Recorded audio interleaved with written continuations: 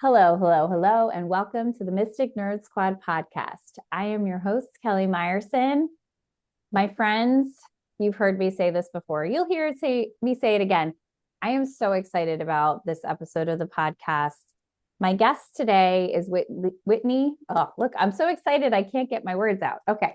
My guest today is Whitney Coupland, and she is a specialist in human design and the Gene Keys. You see why I'm so excited. If you spent any time in my circle, you know how crazy I am about human design. She is a human design and Gene Keys guide for entrepreneurs. She combines her 10 years of experience in sales and marketing for startups with her coaching background to help business owners go after their deepest desires and attract their ideal clients. Whitney believes that an aligned business is a magnetic business. She is obsessed with extracting insights from her clients' human design and Gene Keys charts as a way to help them bring their dream business to life. Oh my goodness. Okay, Whitney, hello and welcome. Hi, thank you for having me. I'm so delighted, as you can tell, jumping over my words with excitement and enthusiasm. Unsurprising for a 1-3 manifesting generator with emotional authority. And this really lights me up. Talking about human design, first of all, but I first got the human design bug, and then a couple of years into my human design journey, somebody mentioned the Gene Keys. I was coming home on a flight from California back to New Jersey. So it was a pretty lengthy flight. And I downloaded the first sequence to learn about the Gene Keys. And I still have like on my notes app, like my furious note taking for all of like my conscious sun and everything else. So how did you get into human design and when did Gene Keys become more of a focus for you? Yeah, so my very first business course that I ever enrolled in, I was thinking about this today. I think it was 2019. I joined this program as a health coach to learn messaging and how to attract my own ideal clients. And within that course, they had a Facebook group where you could post beta offers for your people to try out in exchange for testimonials. And this woman had posted that she was a human design guide and she was offering free readings in exchange for a testimonial. And I thought, human design, I don't think I had ever heard of that before, but just the two words together intrigued me. And so I signed up for one of these readings and I just soaked it all in. I think she actually divided it into two separate hours because there was just so much information coming at me. And I loved it, just as most people love learning about themselves.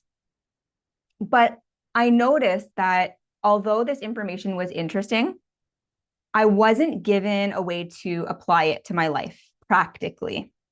So I put the chart away for a long period of time and kind of didn't think too much about it again until it started surfacing in the podcasts that I was listening to. And I thought, I need to revisit this. And I reached out to that woman again because I had misplaced our recording of our conversation. And she was like, you know what? I'll do another reading for you, a refresher. So I had another reading with her, which was amazing. And I continued listening to these podcasts. And then one day I heard the word Gene Keys. And I didn't even know what the word was, but I rewound the podcast like 2 or 3 times, I remember, trying to catch like, what is this woman saying? What is this word? Oh, Gene Keys. Okay. So I immediately look it up. I realize it's another system that involves charts. And of course, I'm hooked immediately. Like I put in my information, I see what all of this is, and I'm like, I'm home. I'm here. This is for me. And I kind of dove into that and very soon realized that I loved it. I don't want to say more than human design because they're so complementary, but there's just something about the Gene Keys that resonates so deeply with me. Yes. I love that. I love what you just said. I'm home. I'm here. This is for me. That is such like a Mhm. sign. And I completely understand where you're coming from. The first time I saw it, I think I might have had a similar experience where I heard gene keys and I was like, what are the jinkies? I can't figure out what these words are. And you're like, gene, like genetics or yeah. Mm. So I totally relate to that. And I think what I loved so much about it at first was I had been such a geek for my human design. Like you said, everybody loves to find out more about themselves and just delving deeper and deeper down the rabbit hole. And then when there was like another way to pivot and some new rabbit holes with the gene keys, I was all Mhm. in. And I had heard, a couple people who were talking about it who were so much more versed in it at that point than I was, and talking about being able to find different spots in your gene keys for like your culture, like how you operate, your life's work, those kinds of things. And that I thought put it in more of a practical sense, like you said, than like looking at your on the right angle cross of planning, like looking at that Mhm. and kind of like, what the heck does that mean?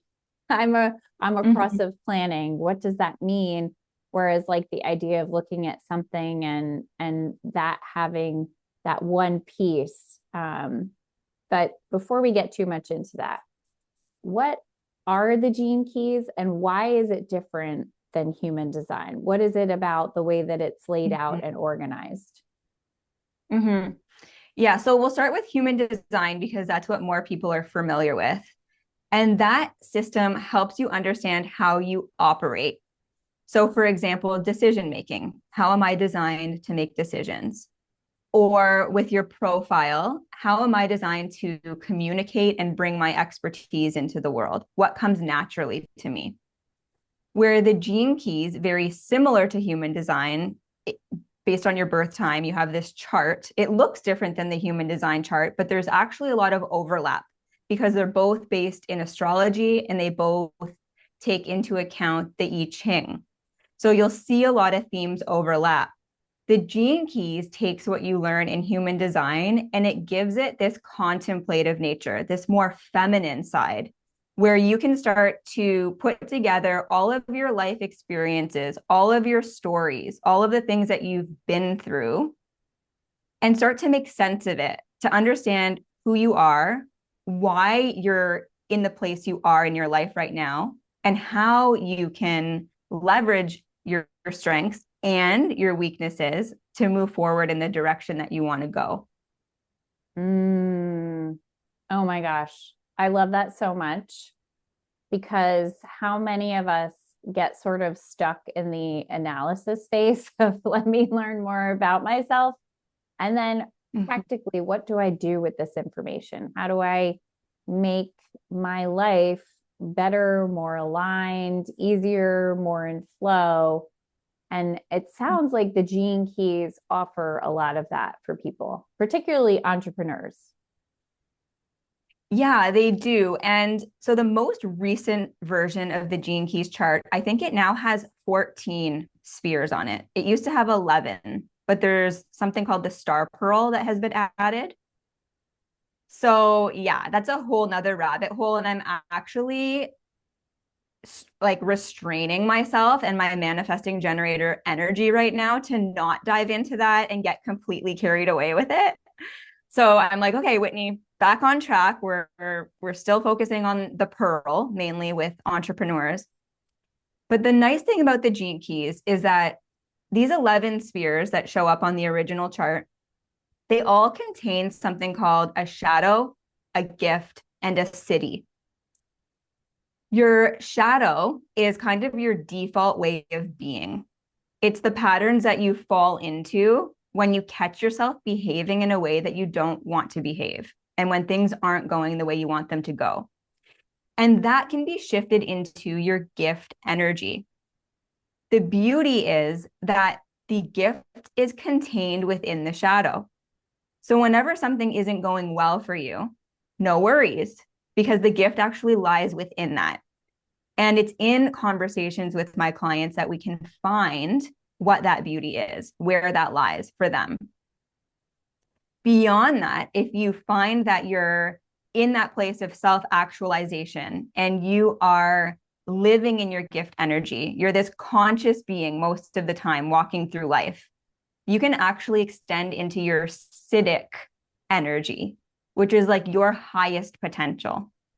And of course, even people who find themselves getting glimpses of that in their daily life, because it's not something that most humans can sustain, you will inevitably find yourself back in the shadow state. So if you know how the gene keys are laid out and which sphere relates to which types of problems going on in your life, you can quickly identify the shadow that you're in. And I'll give you an example, because I have been through a few different niches in my business. When I was a health coach, everything was very clear to me. I helped people with autoimmune conditions improve their symptoms using food. And it was very easy to talk about and very scientifically based. So I had no problem showing up online and talking about all of this with this authority. Moving into the work that I'm in now, things are a little more hairy. The language is more complex. You don't know where people are on their spiritual or personal development journey. And it's an important message that I want to relay, but I want to make sure that people understand it. So I find myself on the hamster wheel of constantly rethinking my positioning and the angle that I'm coming from so that it is relatable and resonant for people. And I recently had this reflected back to me in a conversation where it was a coach who didn't make it as a coach. She ended up going in another direction because she had been in the industry for 4 years and wasn't able to make ends meet. And of course, it sends anybody in that kind of position to think about their own life. It's kind of if you've been in the coaching industry for a while, you'll know it's kind of a fragile topic for people when things aren't going in the direction that they want to go. And so this woman was in front of me and I was like, I'm having some kind of reaction to what she's saying right now. So what's going on for me? And in the gene keys, the sphere that directly opposes your life's work is called your evolution. And so I went to look at my evolution sphere and I listened to the audio by Richard Rudd, and everything he said was exactly what was going on for me. And this is how I use the gene keys chart for myself and for my clients. It's almost like going to the doctor and telling them all of your symptoms. And then the doctor comes up with some kind of prescription or hopefully some more natural protocol for you. That's exactly what I do with the gene keys. Mm-hmm. I look to this sphere that I think is, most relatable to that person in the moment. And we go and look at the shadow energy. And 9 times out of 10, it's like, bam, that's what's going on for me. Now let's read about the gift energy and see where is that gap and how can you start to shift toward that in a practical way. I love that. I think that's so cool. And yeah, I think Richard Rudd is amazing. The course that I mentioned earlier, I purchased the course that he offers. There is such a wealth of information about the gene keys and about each gate, which if you're familiar with human design, each gate, I felt like I started looking at gate 9, which I believe is my conscious sun. I could study that for the rest of my life and still feel like there's something to learn from that because it's just such a clear and present energy in my life. Yeah, absolutely. I find that every time I go back to read or listen to something from the Gene Keys, I hear it in a new way. I hear something different, something that relates to exactly what's going on for me in that moment. Mm. So, do you have another hypothetical or an experience somebody's had? I'm just interested to hear that shift from looking at a particular sphere, Mm-hmm. jumping into the shadow, knowing that's where somebody is experiencing it, and what the juxtaposition of that shadow and that gift, and what happens in that leap from one to the next. Mm-hmm. Well, I think in relation to entrepreneurship, a big one is commitment. And in the Gene Keys, when we talk about commitment, anything other than wholehearted, 100% commitment is considered half-heartedness. Mm. And I had a client who was a coach, and she was in a very similar position to what I'm experiencing throughout my journey, constantly rethinking the messaging and the person that you're speaking to. It's a very common thing in this industry. And it does have to shift and change as the times shift and change, and people are encountering different things. Like, how do you remain relevant? So she had been on the hamster wheel for years, not honing in on a niche and not actually ever going out there and creating something. And we would circle around this in our sessions. And the Gene Key that came up for her was about not worrying about the outcome. Like, the true artist, the true creator goes after what they want to create, and they don't worry about the outcome. And this is difficult because in this world, you need to make money to live. And that's a whole nother topic of conversation where you may need to make money in a more practical way while you build your business. And that's just the reality of it. But this person in particular, session after session, I would remind her, you're here to follow this dream that's on your heart, this creative passion that you have. And she revealed that she wanted to be a writer.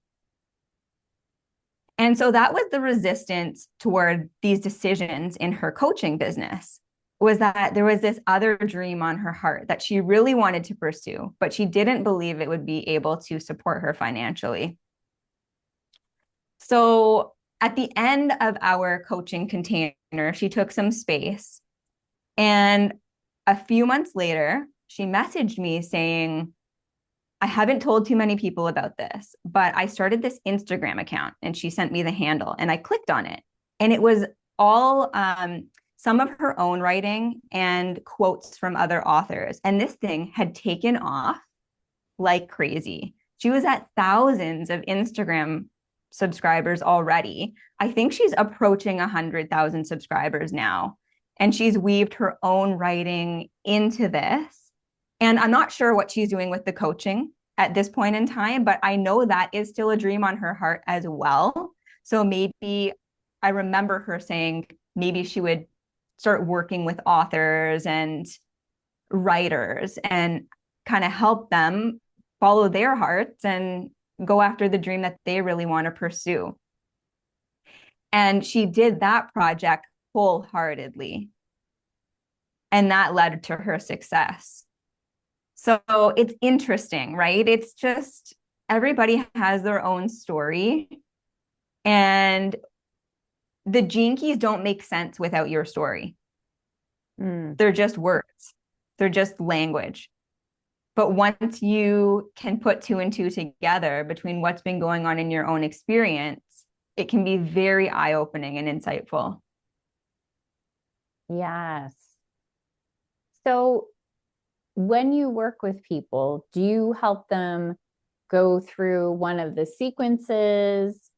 How do you get them to figure out where are we starting on this journey? Because I know when I printed out my chart, you could look at the whole thing with all the spheres. I have to go back and check if I've got 11 or 14 on there. But then there were all the lines and the pathways between what connected with what and what those meetings were. So do you help people start there? What does the process look like? Mm-hmm. So how Richard Rudd explains it and suggests you do it is to start with the activation sequence, which is your zone of genius. So it's your life's work, what you are born to do, what you're naturally talented at, your evolution, which is the thing that provides that resistance. But ultimately, it's there to give you the lessons so that you become an embodiment of wisdom. And you're not just doing your life's work from book smarts or something that you learn from somebody else. You're actually doing your life's work because you've been through something, you've experienced something. And so that's why it's there. That's why there's that friction. So if in the gift energy, it can actually drive you to do your life's work. But in your shadow energy, it can hold you back from doing it. And then you have your radiance. So as you learn through your life experience and through your challenges and you overcome them, you become radiant and magnetic because people now relate with you. They resonate with you. And the fourth sphere is called your purpose. And your purpose is not something that you have to do or be. It's something that opens up as you step into your life's work and show up authentically as you. So that's the first piece. That's like the clarity and direction of what you're doing in your work or in your business.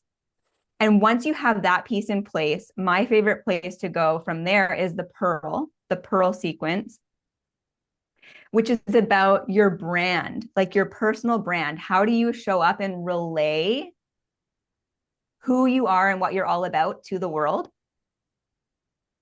And your culture, how do you bring your message out into the world and attract allies that can help you move your mission forward? And that's where things like your marketing approach would come in.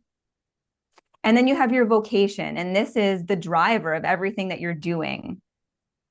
It's also known as your core wound. It's something that rattles you to your core that you can't help but go out into the world to try and resolve in some way, shape, or form. And then at the very heart of that is the pearl. It's like the fruit of your labor. It's what you get to do because you got to know yourself on a deep level. I don't like the word push through challenges, but you moved through them. You learned from them so that you could do precisely what you came here to do. And that in itself is a reward. I love that. Okay. I couldn't help but pull up my sequences to see and to count. Let's see, 1, 2, 3, 4, 5, 6, 7, 8, 9. I have the original 11. Now I definitely need to go get the 14. So I love all of those pieces you were talking about with the pearl sequence. So my pearl is 8. So I don't know if you know all of these like off the top of your head. So what I could do is I could look at that 8, and you called it like the fruit of your labor, and look at the shadow and the gift and the Siddhic state, to kind of know that's like the far off aim that I might have. And I could kind of figure out what work happens in that space. Yeah, exactly. And in the realm of the pearl, it's all about simplicity. That's what the pearl's essence is.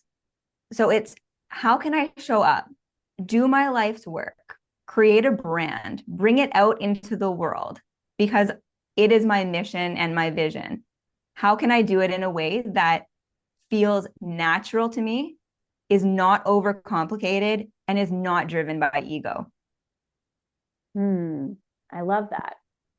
So I just had to look really quickly to see what the gate 8 is. So it's contribution, Mm. which, without reading into it any deeper than that, to me, contribution is such a core and important piece. Like, how am I contributing to the world at large, to my family, to work teams, to podcast guests? Like, I'm always trying to have something to contribute and support and bring other people forward. Mm-hmm. I love that. That's amazing. Mine is innovation. Mm, And so it's about helping people get in touch with that creativity and see their projects through to completion so that they can bring their inherent genius into the world.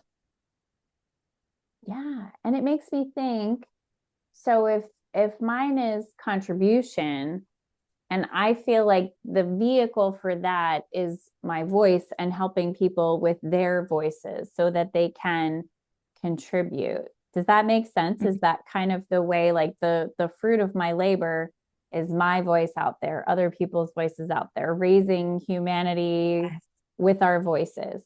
Okay. Yeah. And so it's your fulfillment.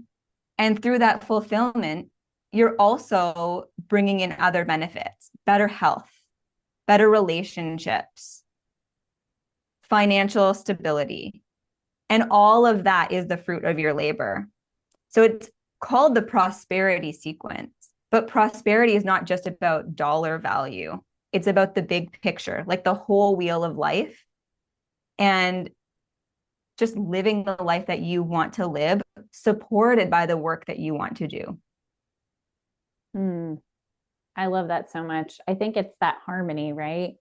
Between there's no point in putting all of the effort, work, and time that we're doing if it doesn't mean that at the end of the day, we're living lives that are meaningful to us, that we have time and space freedom. And it's kind of one of those pieces of, deciding, is this a time that I like really go full in and push myself to get things done?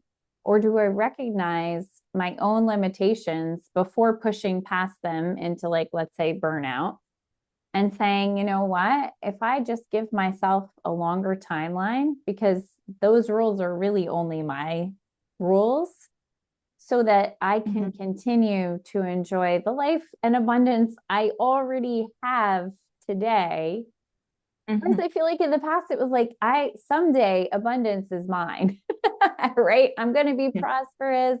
Things are going to be great. Today, I'm going to work hard. And I feel like I've fallen into this sense of, actually, today, I'm already free. I already have freedom. I already have so many choices. And if I step out of that sense of pressure, that scarcity mindset, for human design lovers and, those who dwell in all of the rabbit holes of human design, I have an open head and ajna, and an undefined root center. So I have like that pressure to get things done. It's always there. It's always present. Like when I go to sleep, when I wake up, there's always pressure to be doing something. Kelly exists with to-do lists everywhere in her life. But sometimes I just kind of have to say yes, and I can also wait and rest. And waiting and resting and caring for myself and enjoying freedom and the beauty of life as it is today does not make me lazy or unproductive. It means that I'm feeding my energy system so that tomorrow I'm ultra productive and things eventually get done anyway. Why not celebrate and enjoy abundance today? Yeah, and that's really the beauty of learning your design sooner than later, because then you understand this from the beginning and you don't have to backtrack. Because there's there's so many different categories of where entrepreneurs are on their journey.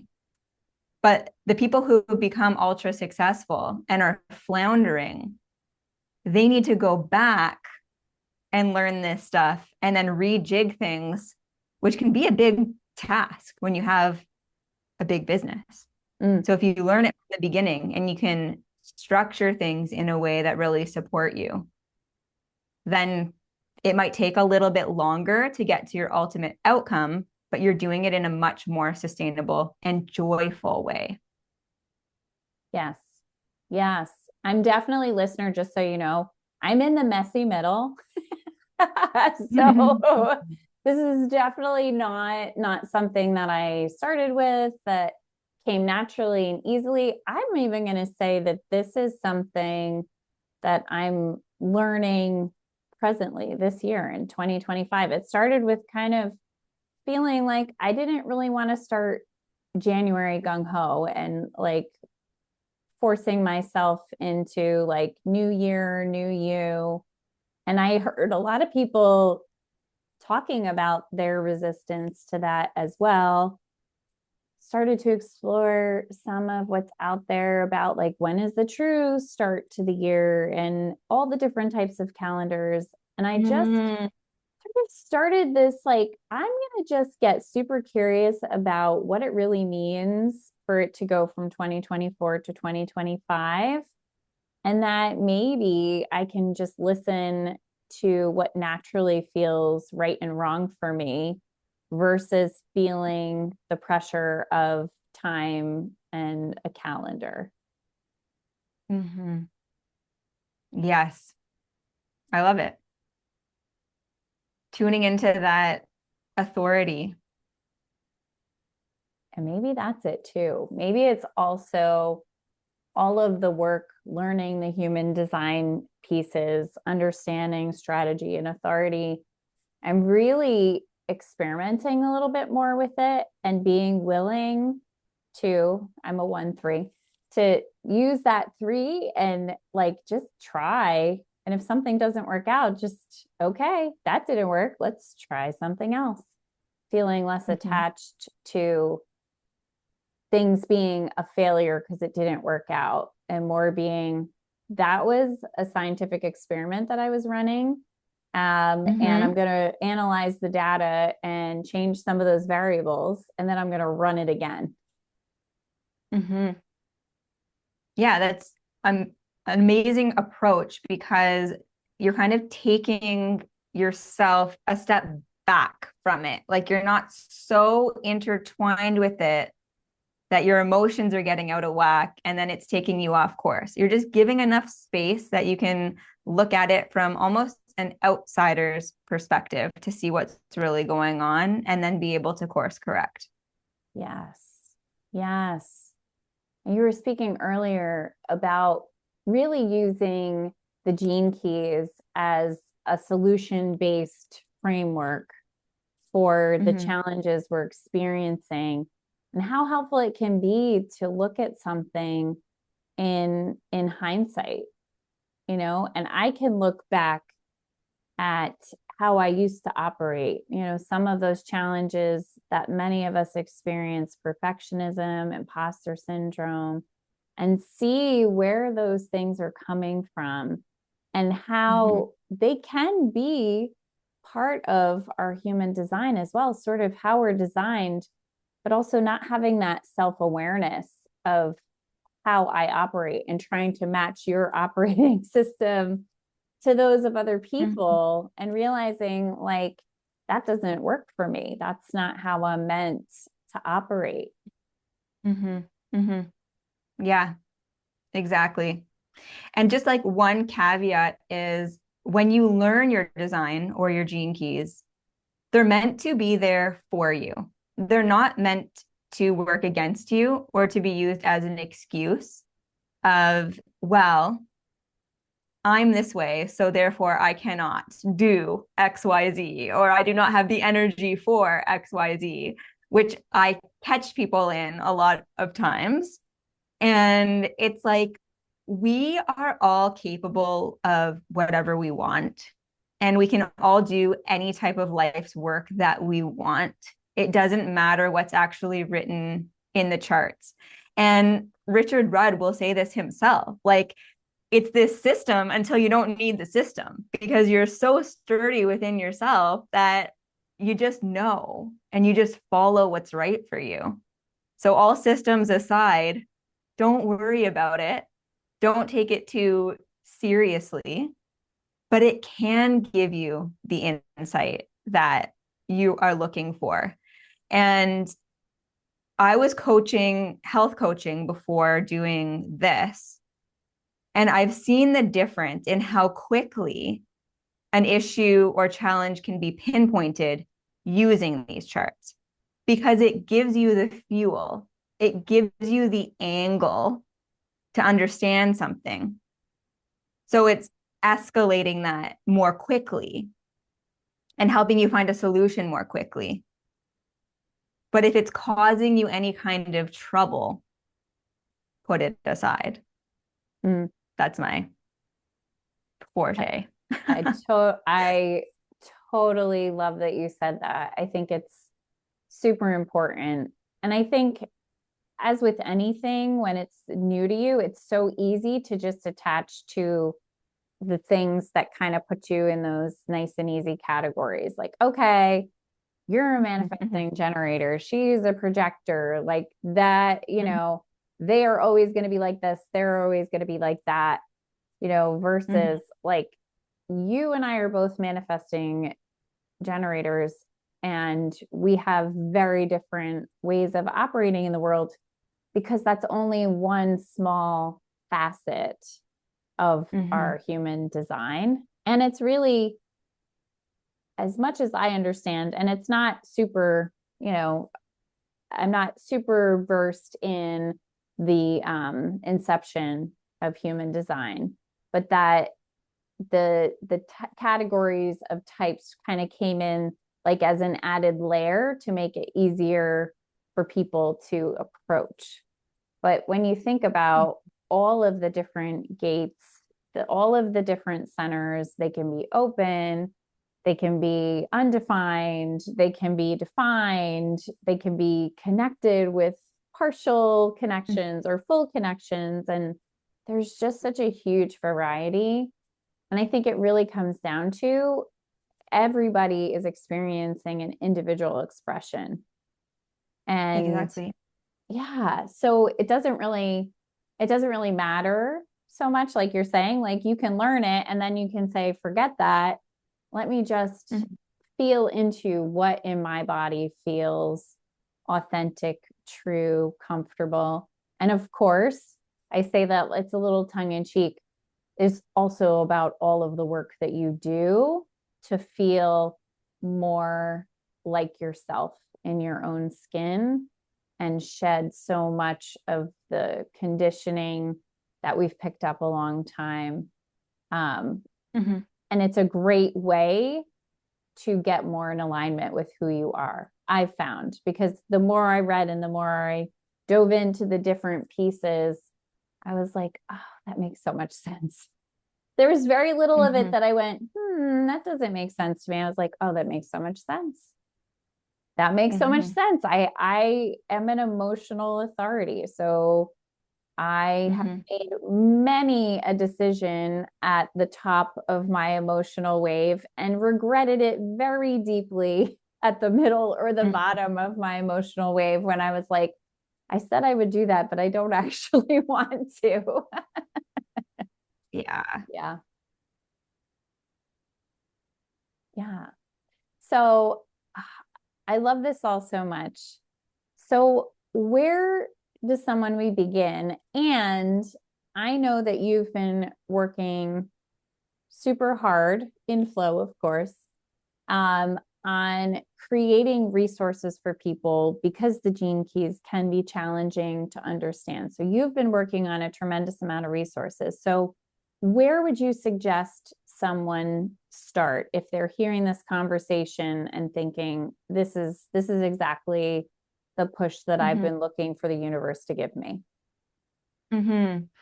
Well, if you want to get a copy of your human design chart in my words, it's myattractioncode.com, and you'll be able to download your free chart with the explanations of your energy type and your authority, kind of the basics. And then for deeper dives on the gene keys, you'll find that on my YouTube channel, which is my name, Whitney Coupland. And there's lots more coming down the pipeline with the gene keys, making it accessible and understandable and practical for entrepreneurs or people who are feeling an inner calling. They want to go out there, they want to do something different, but they're coming up against resistance. So that's kind of the direction that I'm heading in my business, because I've seen this as a pretty big problem across the board, where creatives and solopreneurs and just people with a dream on their heart, they get to a certain point and then they stop, or they stop and start, or they can't commit to a project and see it through to completion. And we can not only crystallize the direction that is right for you, we can also figure out why that stop and start pattern is happening and how you can break that cycle. I feel like there are so many of us who have needed that for a very long time. And I'm sure people who are listening and saying, oh my gosh, that is such an answered prayer, because that feeling of I have all of the pieces, but I just can't hit that next level. What is going on for me? I love that. So I'm really excited for people to check out your YouTube channel. We also have a freebie that you're offering everybody. Would you like to share a little bit about that? Yes. So the chart that you download at myattractioncode.com, it's laid out like a business alignment blueprint. So it gives you insight into your human design, but in relation to your life's work and how you carry that out in the world. Yes. So it's a great starting point for anybody who's really interested. I just want to say that you are the real deal, Whitney. I love the work that you're doing. You're also an example of somebody who's taking their human design, using the gene keys, and really, honing in your skill set to support other people. So it's really cool to see. I feel like I've got a whole bunch of inspiration now to go and print out my gene keys chart with the 14 spheres. I'm super curious about this star sphere, but maybe I'll start with just the 14 to make it simple for myself. But I want to thank you so much. I want to encourage everybody, check out Whitney, go over to her YouTube channel. She's going to continuously be uploading new information there. Such a great way to learn about this and then to be able to apply it. Anything else that you have for the listener today? Just to trust in your own intuition. If you have a calling on your heart, start taking steps toward it. It doesn't have to be drastic. You don't have to quit your job or move across the country. You just need to start listening to get more clear on what that is. That is such beautiful advice. I will be taking that myself. And I really think that is such a huge piece, being able to tune into your own intuition and what it's telling you, and really believe in your dreams, that they can come true. The example that you gave of somebody that you worked with who really decided to embrace her dream of being a writer, and it was like catching on like wildfire because it was just, she hit that piece of alignment. So thank you for that. Thank you, everybody, for listening, for being here. And if you found value in this episode, please share it with a friend. Go ahead, like, subscribe, give us a comment, tell us how much you loved it. And when you go and check out Whitney's channel on YouTube, be sure to leave her a comment that you heard her on the Mystic Nerd Squad podcast. And let her know how much you're receiving from her content, because I know it is so from your heart. I appreciate you, and thank you again for being here. Thank you, Kelly. You got it. All right, everyone. Stay curious. See you next time. Bye for now.